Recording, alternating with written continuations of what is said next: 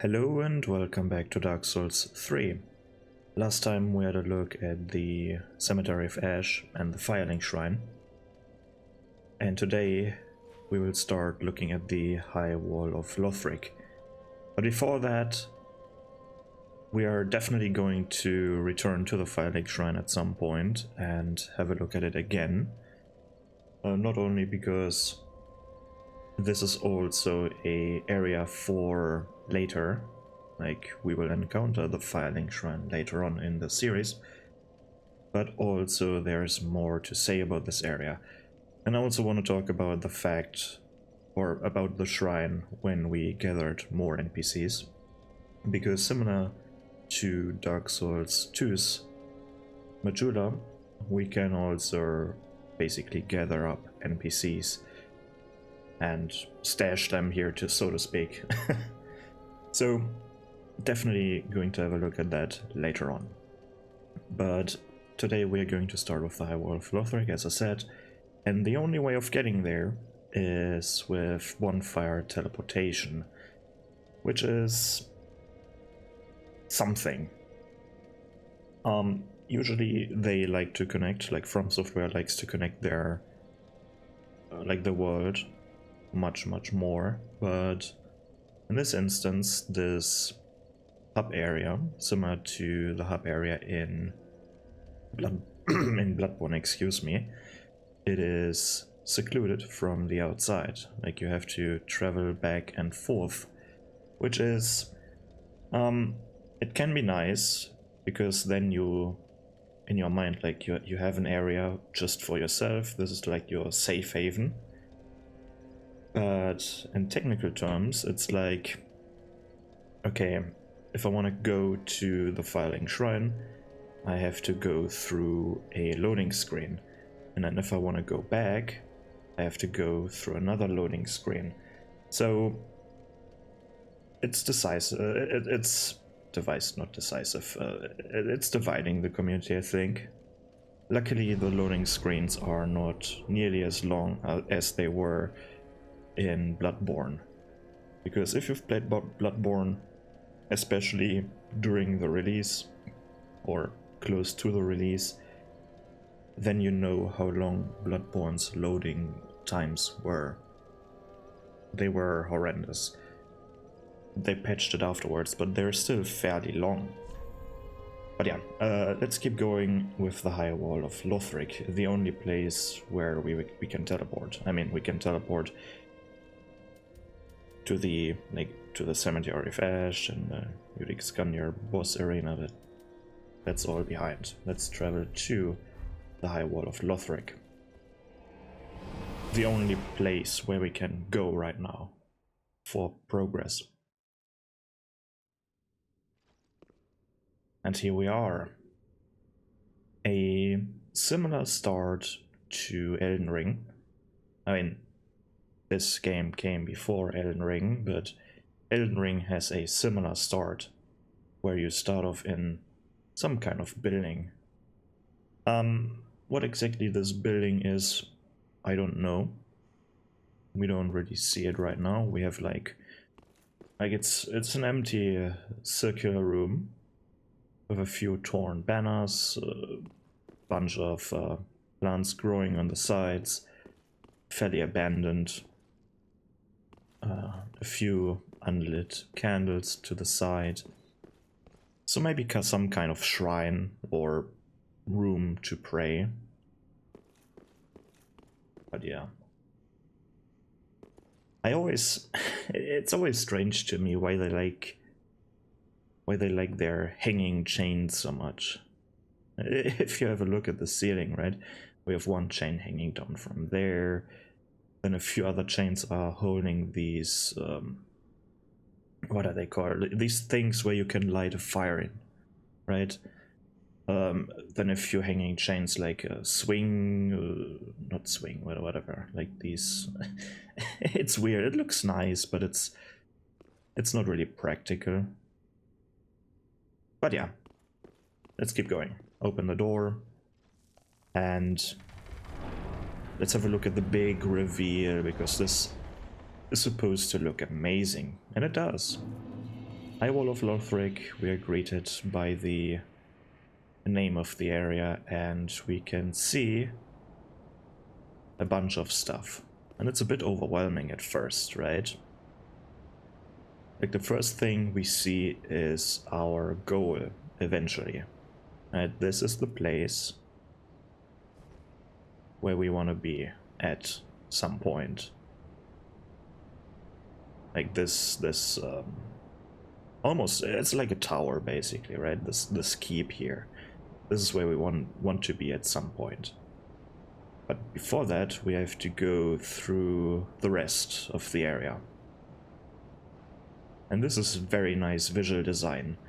The thing about Elden Ring, for example, like I went through Elden Ring at some point, and when we had a look at Leyndell, for example, Leyndell looked small in comparison to this area.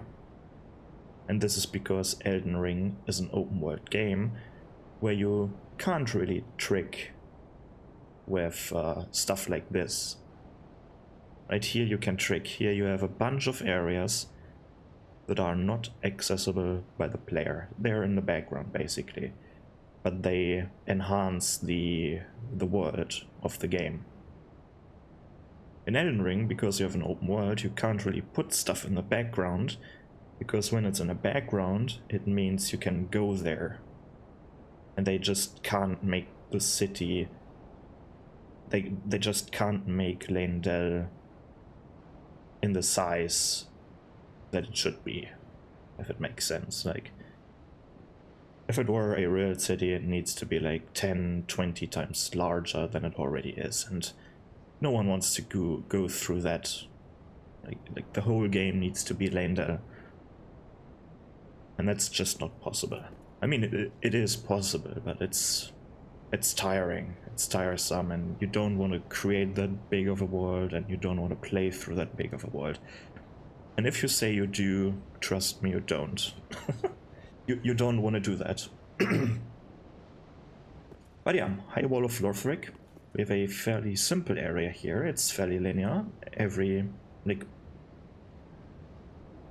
areas of Dark Souls 3, the individual areas are sometimes very linear or fairly open.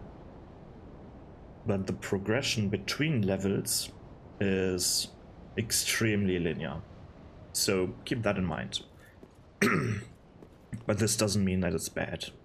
It just means that it is how it is. Comparing that to Elden Ring, where you can go everywhere from the start, basically, it's a big difference. So let's have a look at things that we see here. We came out of this building, this circular thing. Kind of looked like a tower from the inside, or maybe like the structure, like the roundness resembles a tower, but this right here doesn't really resemble a tower. But we are literally on a wall right now, like on a wall shielding the city inside from the outside. So first of all, let's see what's on the outside, because we have like arrow slits over here, which is amazing. Like I bitched about these things in previous, like in Elden Ring and stuff. And here it's very well made, I feel like, because we have these crenellations. Crenellations are like you have a high wall part and a low wall part, and a high wall part and a low wall part, and so on, which you shoot from here at the enemy, wherever the enemy is. Maybe 10 kilometers down there is the enemy, you want to shoot them. And then you want to take cover behind the high wall part from enemy fire. But then in Elden Ring they also had arrow slits, which is like, okay, you can't really take cover here, right? Like, you're still somewhat exposed. It's very unlikely that someone shoots through that gap, but that possibility exists. So you want to have a place where you're safe, which is over here. And in this game it's wide enough, and it's nice, like you have enough spaces where you can take cover. It's a bit silly up there that that you have arrow slits up there. I guess you could put a scaffolding up so that you can stand up there and shoot, and then you have still someone down here and shoot. Which is nice, but what's kind of silly is the height of this thing. Like, there is no enemy coming from anywhere. Like, if we talk about infantry, cavalry, everything that can't fly, you're basically safe here. On the other hand, if there are dragons that will attack this castle, then this is probably not even helping you. Like, the crenellations are useless, but it looks nice, and I guess that's the idea of this place. That's all symbolic.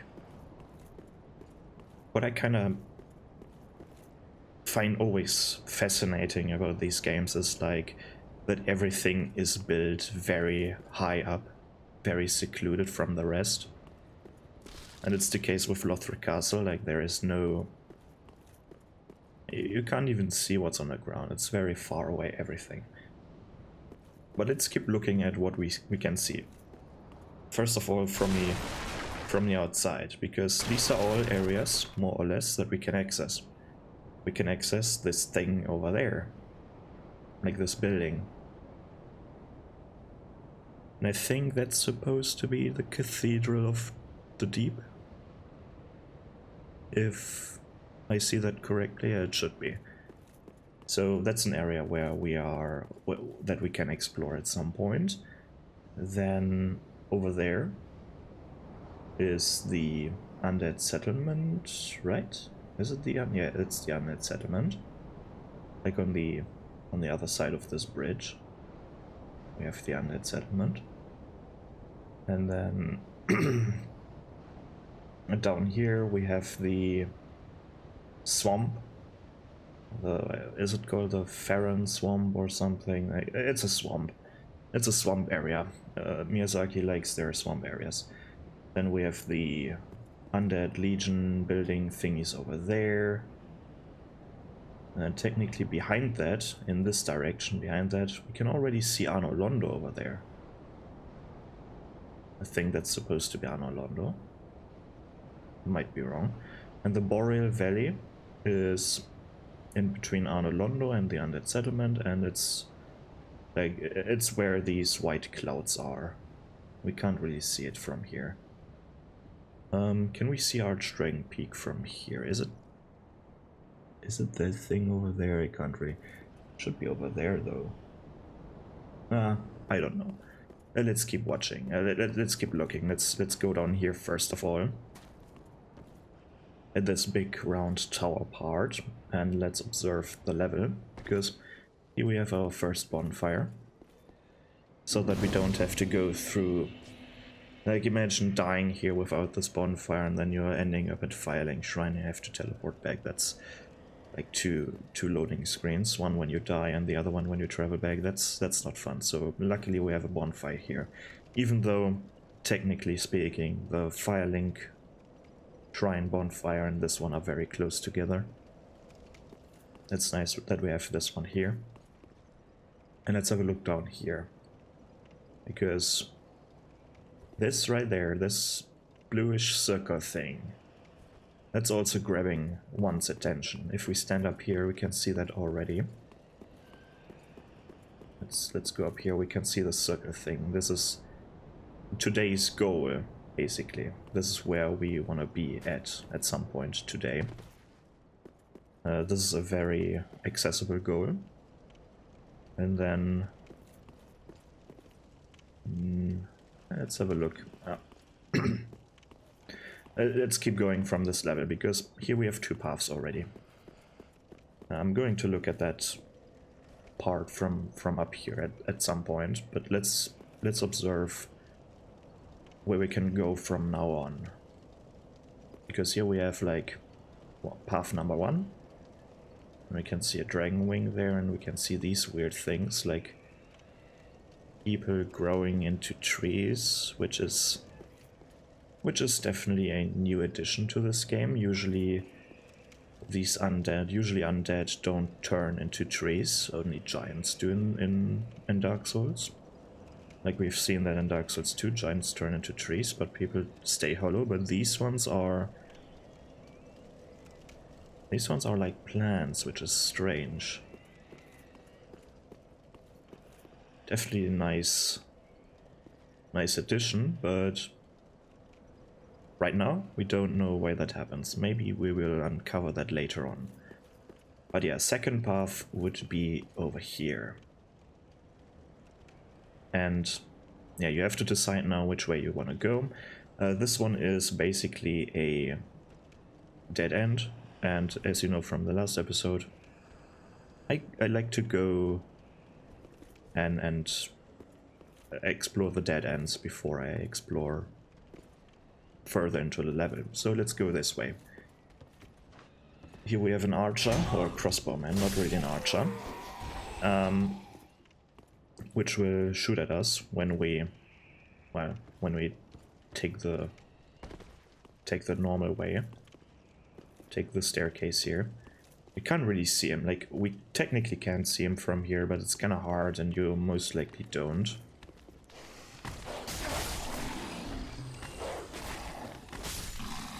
So I've changed some settings in Cheat Engine, so now I should be able to, like, I can get hit by the enemies.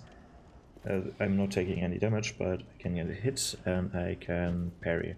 So that we can sometimes even see the effects the enemy has on the player character. For example, if they do a grab attack, they will grab me, or it's easier to see certain things, which is nice. So, we already had 2 dogs, 1 crossbowman above us, and this dude who's grabbing our attention right now. He's slightly bigger than the usual hollow, and they have a friend, apparently. So, quite the dangerous duo. You might want to lure the one with the halberd first. This one patrols up and down the staircase here. Yeah, let's keep looking at the wall, or at the design of this level here, because it's quite detailed, and I really like that. It's like a big step up from Dark Souls 2's world design and level design, because while it felt very barren and empty and sterile in Dark Souls 2, here it's the exact opposite. It feels almost overwhelming. In a good way, though. It's a very good thing that this is more detailed, like grass everywhere, broken off things like these tree hollows, or hollows turning into trees. Turning in this direction, by the way. Like they're looking almost exclusively in this direction, emphasizing the way or the path where we want to be. Like, this is our goal. They're grasping for it almost. Although they're grasping slightly into the sky as well. And we also have these statues seemingly praying for something, or lighting a candle for something or someone. Possibly the faith of this castle, or they're also positioned in the way that they're looking at this part of the castle, so maybe they're praying or lighting their candles for the being that resides in the castle. Who knows? Let's keep going. Up here we will encounter a special enemy, one that I'm not really fond of. And I don't think that I have any fire bombs. Oh no, I do. So let's equip them. Yeah, 1, 2, yeah. This is reset. Now I'm on the Estus Flask. Ashen Estus, Firebomb, good. Just look what we have here. We have this crossbowman, and we want to probably approach the crossbowman. And then this happens. The dude transforms. Oh, he doesn't see me. And where is it? I'm going I'm gonna turn down the sound effects for this one, just for this encounter, because I want to talk over this. It's actually a nice opportunity now that we can have a look at this thing without it attacking us. It makes it a bit easier to look at. Yeah, we still have the hollow body standing up. It's the same model, I guess, just with this snake kind of growth. But the snake growth, it looks so weird and it doesn't really fit. The problem that I have, first of all, not really a problem, but we had a look at it at Gundir's design, because Gundir was also affected by this thing called Pus of Man, but we don't know that yet, right? We have no idea what this thing is.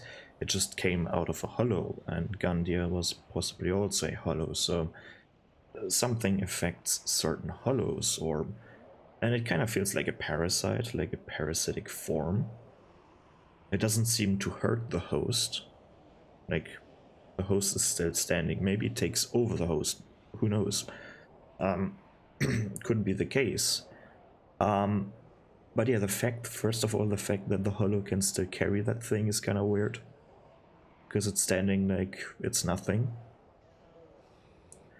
Kind of looks heavy though, but apparently it's not, or they didn't think about this. But yeah, with this ever-changing form, like it's flowing like water, which is definitely an interesting thing, probably turning its like it's just a flowing figure with these red glowing eyes. But what I find weird and kind of out of place almost is, in stark contrast to this flowing form, we have these horn-like things here that you can see at that point, like above the head of the character, which is a very strange design. Kind of reminds me of the Omen Curse from, like, the Omen horns from Elden Ring, but it's, well, Elden Ring came after this game, so no resemblance there. But it's kind of strange how they look. Yeah, let's keep fighting them, or let's start fighting them. One big arm, kind of feral, these attacks, smashing with the head, clawing with the arm, with these snake-like motions. If we have a look at the mouth, we can see that it's fleshy inside, so it's not only this dark mess, or this dark liquid kind of thing, but it's somewhat looking like a life form, like not a transforming life form, but a fixed design, so to speak. But maybe it's not fully completed. We can see on the left, from our left, we can also see an underdeveloped arm slightly. It's very hard to see, but this shadowy limb on the left here, it's very hard to see, but for a short time you can see it there, hanging. So maybe this is just their pre-phase, or a very underdeveloped phase of this thing. But honestly, I don't want to see what the developed version looks like. But yeah, let's have a look how they behave if you hit them with fire. Because they burn, and they're getting staggered and stunned by this thing for a short duration. And you can repeat that. There is a time where you can't do it, like if I would throw directly after the animation another firebomb, then they wouldn't stagger, but there needs to be some time in between, but you can repeat it. And it also will deal somewhat heavy damage. But the weird thing is... Oh no, not the weird thing is... the weird thing with Gundir, for example, or with Gundir's version is that it retracts back into the body after they die. I kinda wanted to see that right here, but I got proven wrong with that, I think. Nice that we get a longbow here. Let's equip it. Longbow. And I've altered my stats already, as you can see, so that I can use every weapon, every spell in the entire game, so that I can showcase these a bit more. But yeah, we are at the end of this small arm here. What I will do from now on, there was a lot of talking and a lot less exploring at the beginning of this episode, the first half. But because these visuals that we see here repeat themselves over the rest of the level, because of that, it kind of means that we can go a bit quicker through this level from now on. I want to have a look, a small look at the bottom of this staircase here, because here we have a closed door. There's a dude sitting here. Need to be careful there. Some of them stand up when you go through a certain threshold, or over a certain threshold. Some of them don't, but this door is closed, so this will mark a shortcut. Every time you see a closed door, or a message which says like cannot be opened from this side, you almost always know it's a shortcut. So let's take the progression path over here. And this is a bit tricky. We're getting introduced by a new mechanic shortly. The first mechanic that we see is that these dudes are not really fighting us. We can kill them, but they're not fighting us, right? They're cowering in fear. And then we have these dudes with a lantern, and if we are not careful and kill them quickly, they will scream and will alert some enemies in the level. Not all of them, but some. There's also this one coming. This one got alerted as well. Right here it's a bit generous. It's not as aggressive. They're not summoning as many enemies as possible, but it's a nice introduction to that thing, because you might want to go through here a bit more careful. So he probably has enough time to scream. But yeah, I was earlier talking about dragons attacking this place, making the walls basically useless, and it's the case here. We have dragons already here, possibly attacking this area. I mean, I would assume they're attacking this area. It doesn't look like they're living here. Oh look, over there, another dragon. Yeah, there are quite a lot of dragons here. Two paths again, one down there, which marks progression, and an optional path up here, where we have another one of these dudes. Let's see how many this one is alerting. This one is alerting 3 to the right. I guess this one can see us every time, but this one is already a bit more punishing.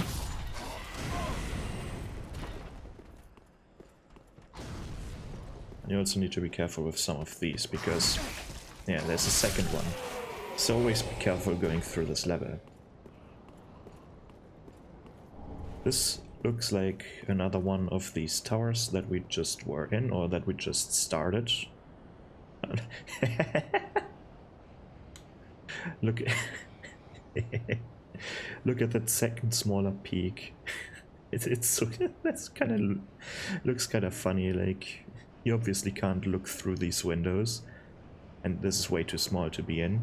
But and this is something that I think Disneyland utilizes a lot, like perspective, or play with perspective, where this tower kind of looks quite big, or this peak thingy kind of looks quite big, and with the small peak right next to it, it looks even bigger. It kind of looks like you can go into the smaller piece as well, but it's way too small for a person. But yeah, I like to play with perspective here. Over here we have an ocean. Sadly we can't explore that one. Ocean is out of limits for us. No ocean level or something in this game. If we are somewhat observant, we have this kind of level design, because why would you design this for your castle? Like, why is there an open gap here? That makes no sense, right? You don't want to have an open gap like this here. Then you have this drop down, and you're getting rewarded with an item. Technically, you could put up a ladder here to access this small part of the wall, but why not put a staircase here? It's level design again, and it's still present in this game. Like, it's not completely practical, this area, but it definitely works much better than the areas in Dark Souls 2, I must say. For example, this thing is this looks low. This doesn't look like a door. This is not a door. This is barred up, so you can't even go through here. See, there is no handle or anything. This is like, even if these stones were not here, you couldn't go through there. And by the way, where are these stones coming from? You would expect them falling from the sides or from the ceiling, but there's no hole there. But look at this area and compare this place to Dark Souls 2 places. Where in Dark Souls 2, it's a very empty space, or there are just sparely placed barrels and stuff. Here you can actually see, like, we have a chair, and then a box used as a table. There's another chair, here's another chair, so maybe multiple people are sitting here, drinking or eating. Then we have these, this feels lived in.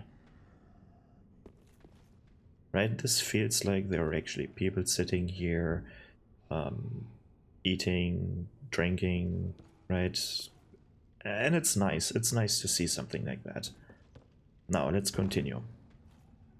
Going down here, we are in some kind of, not really a cell block. This is not a cell block, but there could be a secure door here. Maybe if enemies come inside, you can lock that thing.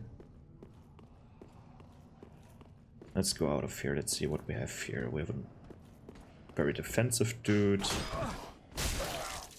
Also fairly easy to bait. You can kick away their shields.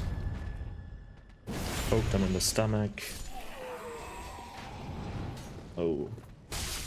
And we have something, like, there are a few enemies here. Maybe you don't want to deal with them, so... Right? You don't necessarily want to deal with them.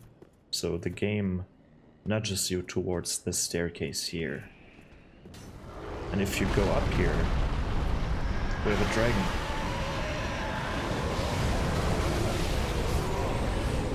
Oh boy, we have a dragon. And this hurts. But let's keep going, let's see what we have here. Like, we have a wooden club. I should go up here. Then there is a claymore, very nice. There's a sword. And if you manage it to get underneath the dragon, you're safe here. It's kind of loud, and I have to speak up a little bit. But the sound is over now, I think. Yeah, it's over now. And we're safe again. I had broken down these places, like these platforms were probably once connected to each other. You can jump over them, but most likely you're not managing that during your first time. Or maybe they weren't connected to each other. But they kinda should be. And with the staircase, and I guess they just put up the ladder so that you can access this other platform as well, because it broke down at some point. Or maybe they haven't had enough materials for that. But the game is basically telling you that you want to first explore underneath here. And here we have a chest. Isn't that nice? We have a chest here. Let's open it. Oh boy! It's a mimic. It's a mimic. Oh boy, it's not a chest, it's a mimic. And it's kind of... I don't know why, but the chest how you can see it right there isn't really appropriately lit by the area. Like the lighting is kind of off. It is way too bright compared to the rest of the area. If you have excuse you and excuse me for my coughing here, but it pokes out. Like it's way too bright. Let's switch to... Holy shit. Okay, while the dragon is there, turning down the sound is, I think, a good idea. So yeah, let's beat this chest to a pulp. Ooh, that was a grab attack. Don't get grabbed by that one. But the mimics in this game are very cool. They're utilizing both designs, the mimic design from Dark Souls 1, which is this one, and the Dark Souls 2 variant, where they walk on all fours, all fours, right? We got an axe that is already infused with dark magic, the deep battle axe. And I'm not going to use it. I feel like the sword fits much better this style of the character right now. Let's keep going through here. This is, by the way, first of all, be careful. There are enemies around. And then we have this big dude, which is quite the formidable foe if you don't know how to fight them. In Dark Souls 1 you could almost always like circle around them, and in this game if you do, they have this punishing attack where they try to hit you with their shield. Like they're turning around most of the time, sometimes, and they have this particular attack. They also can utilize weapon arts that you just saw him use. Let's see if we can trigger one out of him. Yeah, this one. This is the same thing that we can do. See? But yeah, you can still sometimes backstep fish them. It's just a bit more harder in this game, which I appreciate.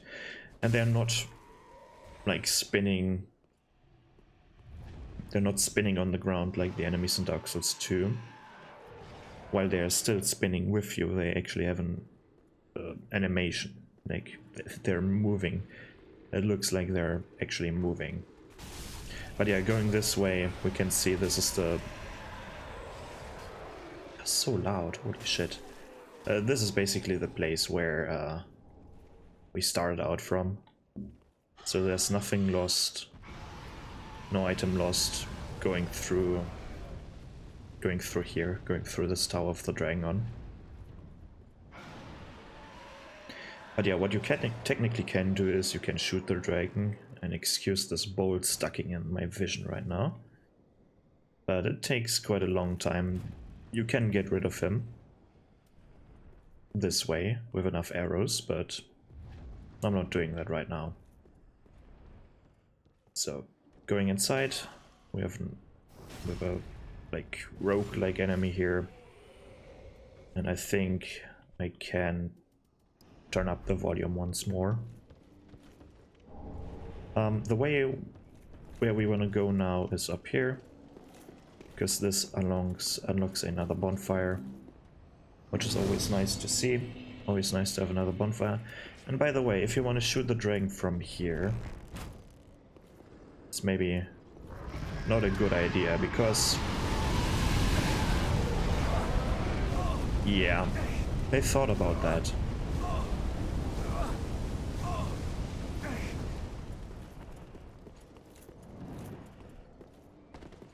So let's go down here and take the progression path. So here we have some interesting barrels. You see these barrels with the cloth on top of them? These are explosive barrels. So if they take any form of fire damage, they will explode. Luckily, I hate this when games do this, but luckily they don't. They're not just red, and there is no TNT sign on them. That's always funny. and always immersion breaking, seeing a barrel that is like out of place, very red, TNT sign on that, like yeah. Going down here, another enemy, big storage area. Still kind of weird how they have these barrels and then only a ladder going up and down, making it very hard to actually transport these barrels. I guess it's not impossible, but you want to have a crane for that, I think. I really think you want to have a crane, or better thing, like a staircase for that.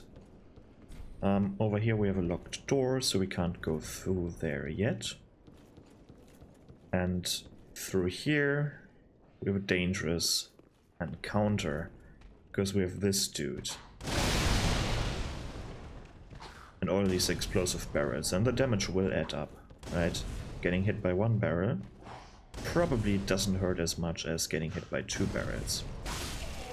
Or maybe it doesn't matter, I don't know, but I would assume that more barrels equals more damage. So this one is kind of strange because it looks like a door, but it is not. And it's also not really aligned with the room over there. But it also shows you what's to come, because this is an area where we obviously can be at some point, because there is an item.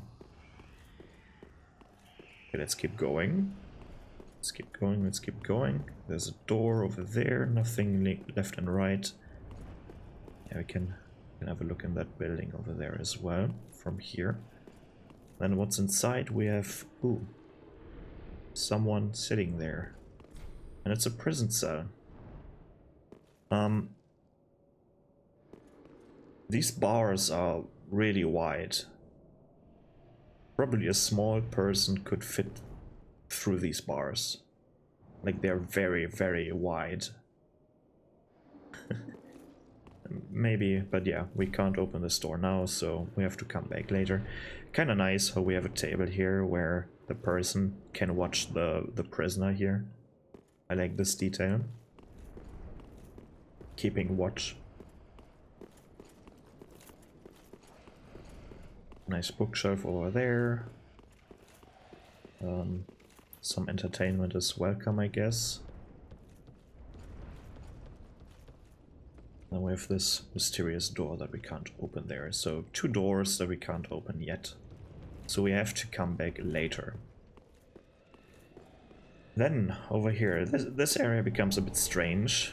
Like the transition, another dead dragon here, slowly turning into, like, slowly dissolving, I guess. Turning to ash maybe, or to whatever.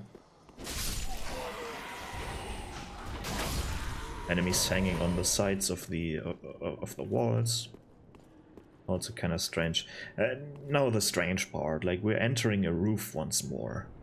Similar to Bloodborne. Bloodborne does this a lot, where you're walking, like where you're taking up a ladder, but then you're on the, like the ladder is leaned, or it's on the side of a wall, or of a building where you can technically be inside, but then you keep walking on the roof for some reason. And here we have roof, or access to the roof, which is kind of strange. I don't know, a roof is not made to walk up, like, a roof is not something you would walk on top of. I feel like it's like, sure, maintenance and stuff, but yeah, you know what I mean, right? Here we have another dangerous encounter with one of these guys.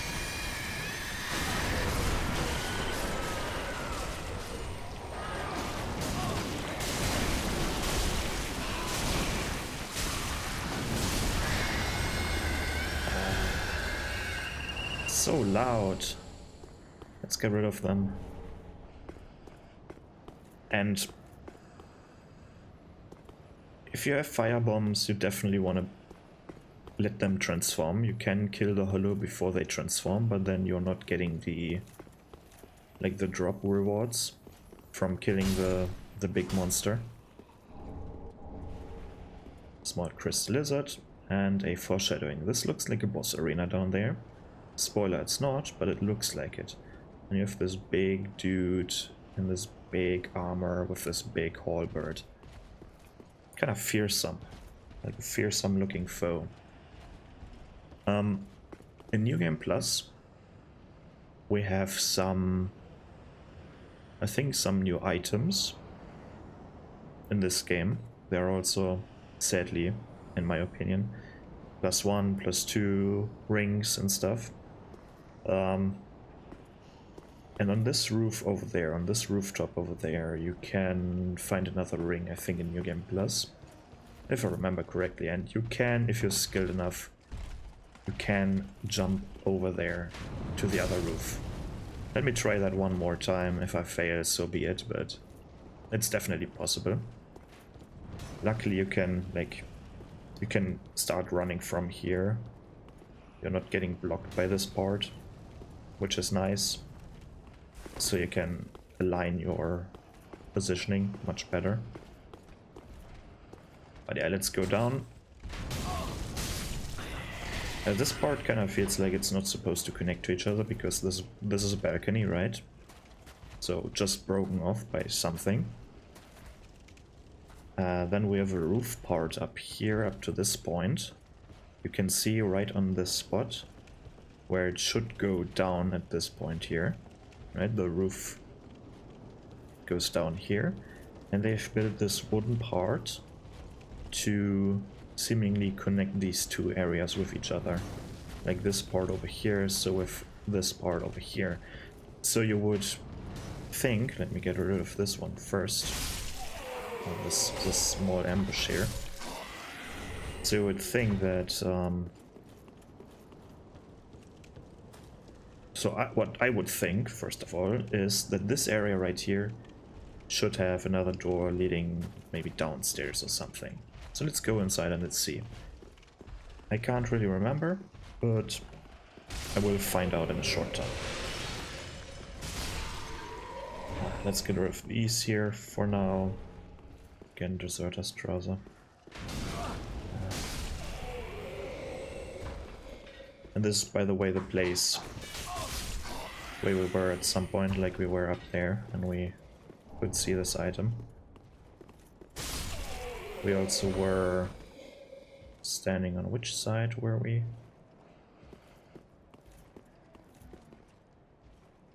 Couldn't we look inside this one? Huh? Oh, from there, right. This is where the NPC is inside.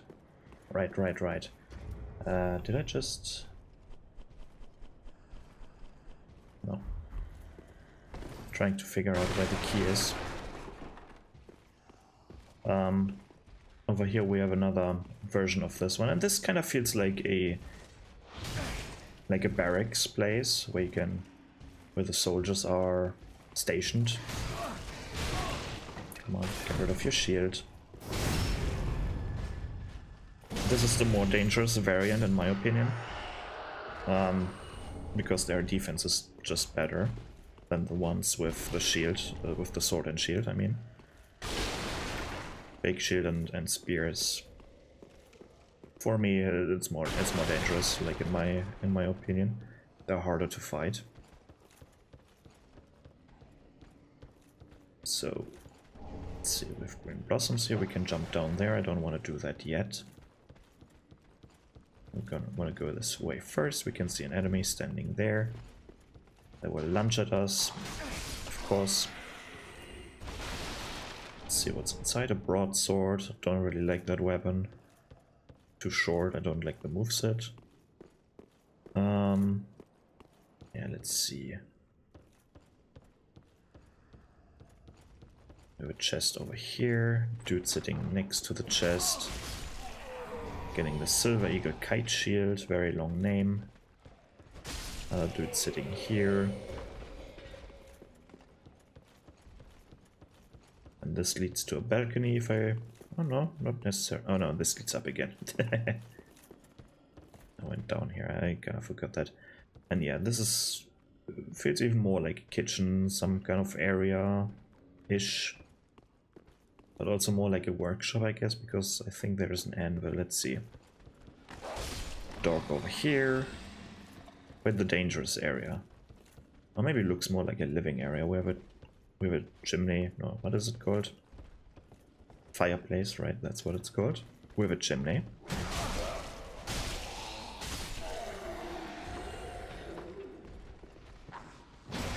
What is that? This kind of looks like an anvil, but not really. Not like the typical anvil, but there's a Estes shard on top of it. I don't really know what this is supposed to be. Maybe not a workshop, or maybe something in between. Ah, no door down here. And here we have the cell key, so we can free the prisoner. Yeah, unfortunate. That is unfortunate. I kinda was hoping for a door that we can't just access. By the way, we can drop down from here if we want to. I don't want to. But yeah, I kinda was hoping for this place to have some sort of door that you can't access. Like, maybe down here. That would be a good area. Like, why even exist? Does this part exist? Like, you know, you would expect to be there a door somewhere here, and then this being the entrance. But sadly, there's not. There's not really a reason why this should be lowered here. It's kind of out of place. But other than that, this place looks amazing. There's still another item to grab. I just wanted to get rid of the other enemies here, and then I'm dropping down the balcony towards the big enemy. Because here we have another chest with the Astora Straight Sword. Sadly, it's not as good right now as the Astora Straight Sword from Dark Souls 1. You could obtain that thing early on in Dark Souls 1 and it dealt magic damage. Just because, like, what damage types do we have in this game here? We have magic, fire, lightning, dark. Faith now becomes kind of lightning-ish, but I kind of wish this would deal either magic or lightning damage, similar to the enchanted weapon in Dark Souls 1.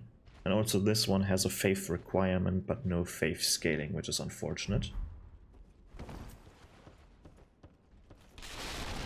Okay, let's drop down, because this is the only path that we can take. There was another balcony with a ladder, but we will end up in the same place anyway, so it's not really necessary. Get the rapier here. Why do I even roll? And this looks so gruesome. Look how many... Are these dead people? Because it kind of feels like these are only... let me get rid of this one first, then I can talk. Ooh, some holy magic. Interesting, interesting. Looking at all these armors here, they kind of... It's kind of hard to see. They're all beheaded. Like the helmet is missing. And the head. Which is interesting, to say the least. And this one is gripping for his weapon. For a weapon. But as we can see that the armor is empty from here. I don't know if it's supposed to be that way, but it's kind of strange. Like, either these are like dead people that died like this, or that died somehow. There was definitely some kind of battle up here. Or these are empty armors that were placed that way, which makes no sense really. Or it feels like it makes no sense, so who knows? The armor's probably empty because there was no model for a dead person like that. Ah, doesn't matter, right? Let's keep going. And it looks quite nice, right? Doesn't it? This place looks very detailed compared. Like it's a good contrast between these two games, like Dark Souls 1 and Dark Souls 2 and 3.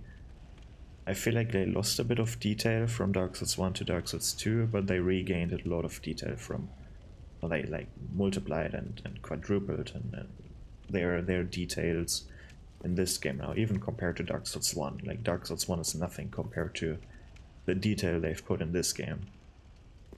But of course, like, putting in detail, the performance will suffer, right? So you need to have the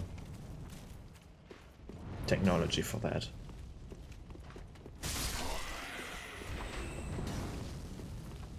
But as you can see from here, we're getting to that place that we saw from up there.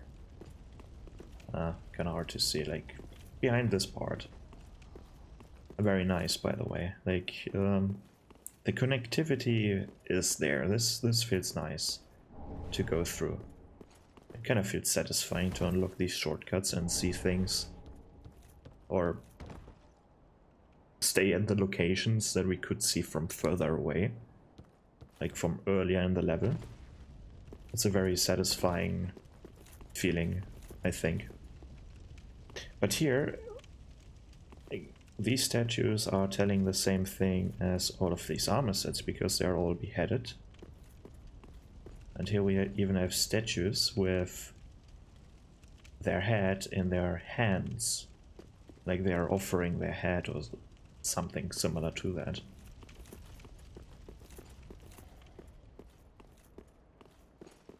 I hope we will see at some point why that's the case, visually I mean.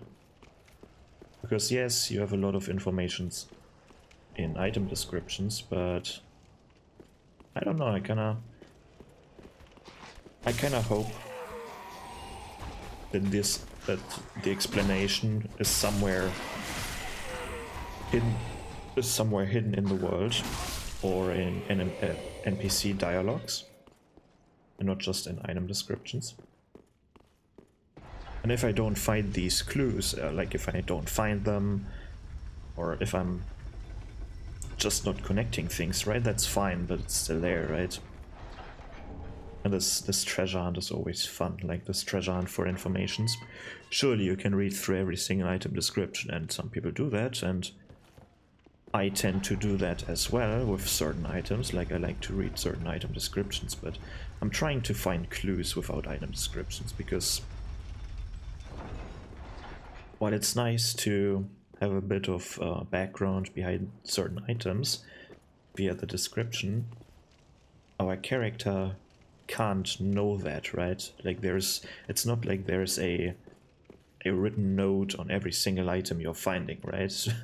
Imagine you find the sword and stuck to that sword is a note where it tells you the lore about this weapon. It's kind of silly. That's not what the game is about, right?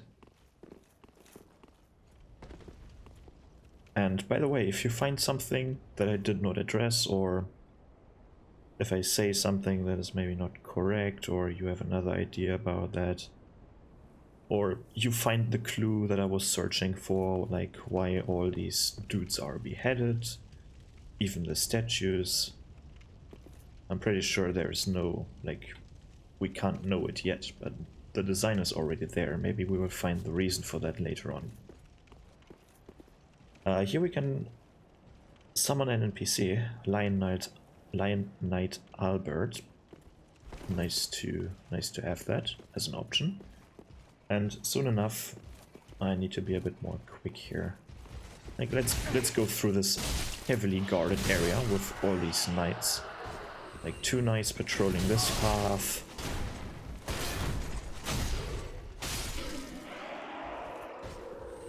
Then over here we have another knight patrolling that path. And I'll take my time with this now. If it's like 1.5 hours, so be it. With a lucerne. I kinda wish there was more decoration down there as well. Like maybe a small garden area, maybe a door somewhere. Looks fairly... This area looks like from a design perspective, neglected. But yeah, I get it, like... Okay, it goes down there, whatever. We're not supposed to look down there as much. I'm going to have a look at this area later, not in a short time. I want to get rid of this enemy before that. Because this feels like the captain of these dudes, of the patrol. They're their boss, basically. Dropping a refined gem. Sadly enough, we can't obtain his armor. Like, we can obtain the normal Lothric knight armor with the red, but we can't obtain the blue one, which is unfortunate. Yeah, we have more of these beheaded statues, and we have these things that we've also seen in the intro cutscene, like these weird hollow-like creatures with elongated necks with the hole in their head, and this shell-like thing chained to their back. And these are called pilgrims, but their purpose is not yet really clear. I mean, we got the small bit from the cutscene, but that's it. Like, they found something and they want to tell someone, right? They obtained knowledge and now they want to give someone knowledge, if I remember correctly. So, looks like a boss arena, but currently is no boss arena. I say currently because this is a boss arena, but not yet. And I'm going to have a look at this area later on. Not yet, but here we have an NPC that we can talk to. Ah, the wait has been long, unkindled one. I am Emma, High Priestess of Lothric Castle. Allow me to speak frankly. Sure. You will not find the Lords of Cinder here. They have left, gone, to their journey homes, converging at the base of this castle. Head to the bottom of the high wall, forge on through the great gate, and raise this banner to proceed. Okay, she's actively helping us. So she's on the side of whoever wants us, like whoever woke us up. And she's expecting someone like us. Because, well, she's sitting here, right, looking at the door. So she's expecting someone. And this door is also open, like it's inviting you. This farewell gift is for you. It is the insignia of an old covenant. If you fear trespassers, dark spirits drawn by the embers, then etch this upon your heart, and the old Concord will beckon noble blue sentinels to hunt these foul spirits. Also nice thing, like she's actively helping us with this thing, like she wants us to succeed. Unkindled one, head to the high wall's base. Go through the great gate and raise this banner to proceed. Okay, will do. But beware, the dog keeps a close eye on things. About that dog. Dog of the Boreal Valley. Unkindled goes Okay. up the So she actively wants to help us. She wants us to succeed. So we have a letter up there that we can't yet obtain, but great. We got an ally. But yeah, everything, like, it's very inviting. First of all, like, everything is nudging us towards this thing, right? We have these pilgrims all facing that way. So the flow is going into that building. So it's a very important building. Then the doors are open, which is like an inviting gesture. And it's kind of hard to see, but someone is sitting there with a small light. Right, so it's not necessarily a hostile place. It doesn't look hostile. But also it's very heavily guarded. And I really like the looks of this. Like, I really like that we have these two towers. More big towers, more big towers. This is where the gate is, by the way. But it really looks nice. I really like this wooden part here as well. Like this wooden bridge part, whatever it's called.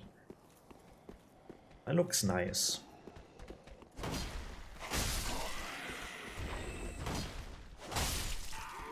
But of course this is...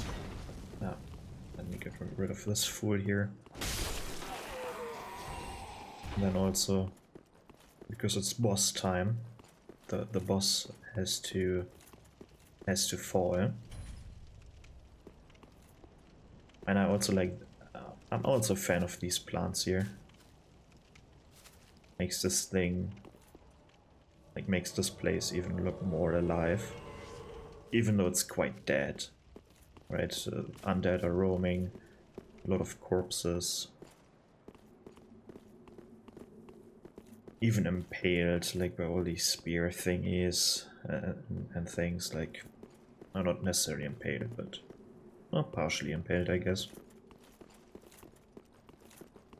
You can summon 2 NPCs.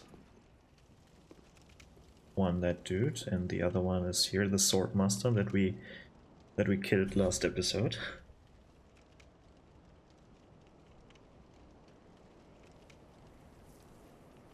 I think this is a different weapon, isn't it?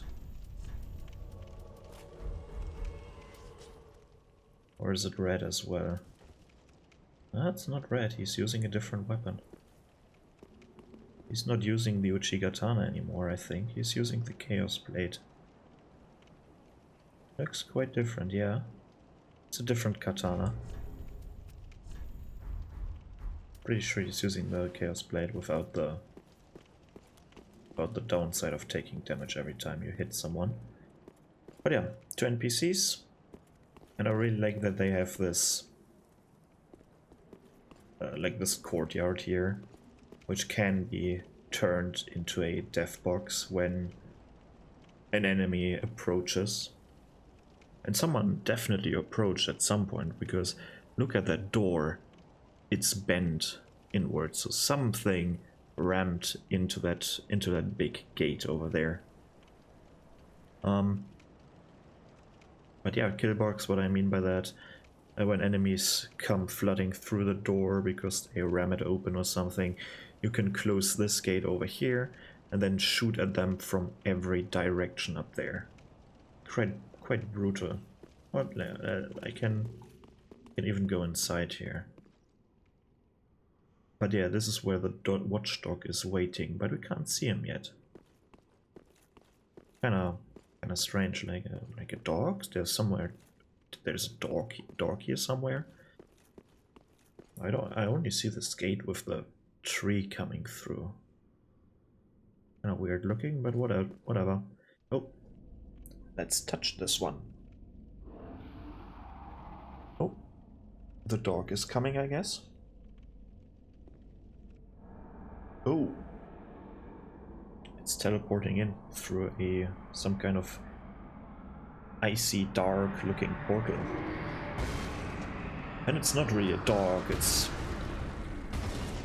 very weird but intriguing design.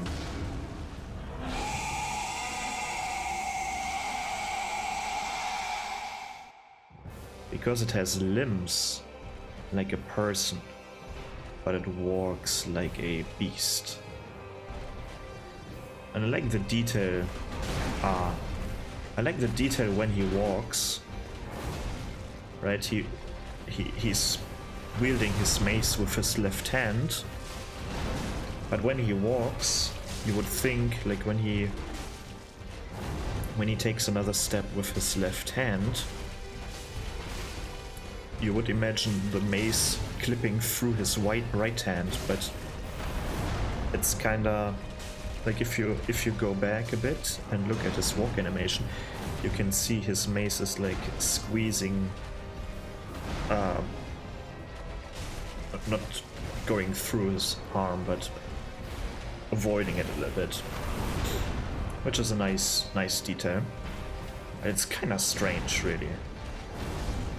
Like, I couldn't walk like that, So it's something in between it's some kind of transformed humanoid.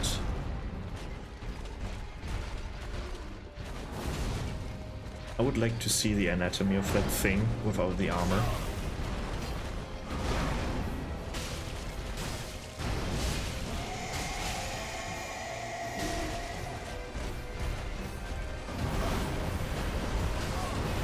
But yeah, also using ice attacks, we can see the snow and the icy breath now.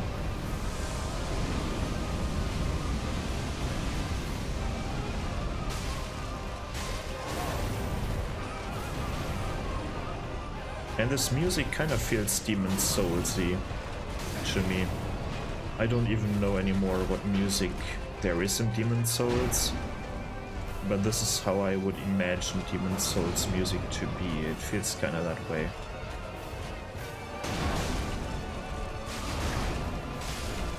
Oh yeah, let's get rid of this fat fuck. And I guess let's have a look at the soul of this beast. Soul of Ward of the Boreal Valley. One of the twisted souls steeped in strength. Used to acquire many souls or transpose to extract its true strength, Ward served as an outrider knight, never far from the fleeting dancer. Outrider knight. There are Outrider Knights, but they are much smaller than this big dude. And we will encounter them in a short time, but there's still a thing to do here. There's still one thing to do, because we can open we can free the NPC.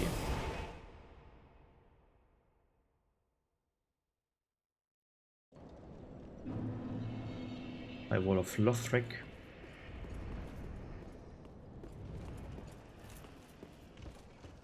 And let's just go through here quickly, avoid the enemies, and kill everyone who wants to follow us. Open up the door. No one is following, good. Let's talk to him. Ah.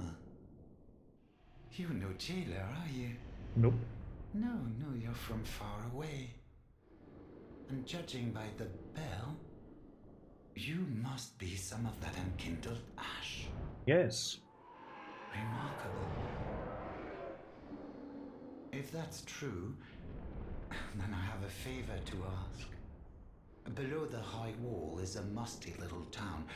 Not the home of any lord, just a very old settlement of undead. An old woman, Loretta, lives there. Please, give her this ring. I'm not asking for charity.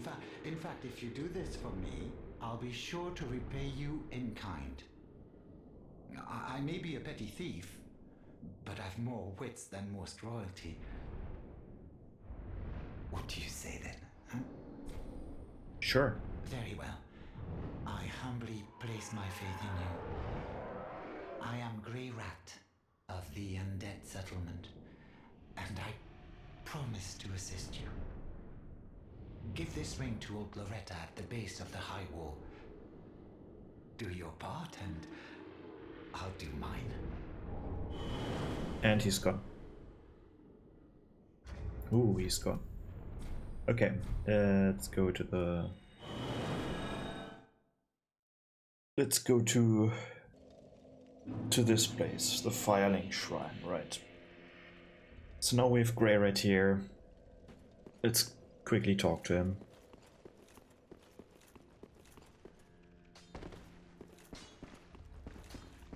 Oh, hello, you're back, and in one piece.